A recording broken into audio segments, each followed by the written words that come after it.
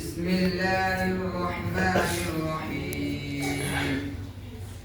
إن الذين كفروا ينادون لمقت الله أكبر من مقتكم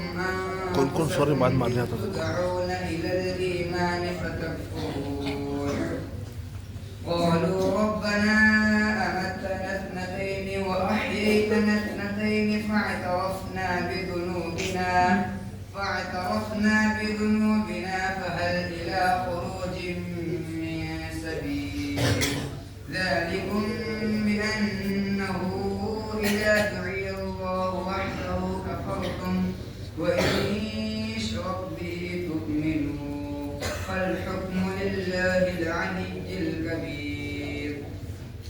هو الذي يريكم آياته وينزل لكم من السماء رزقا وما يتذكر إلا من ينيب فادعوا الله مخلصين له الدين ولو كره الكافرون رفيع الدرجات ذو العرش يلقي الروح من أمره على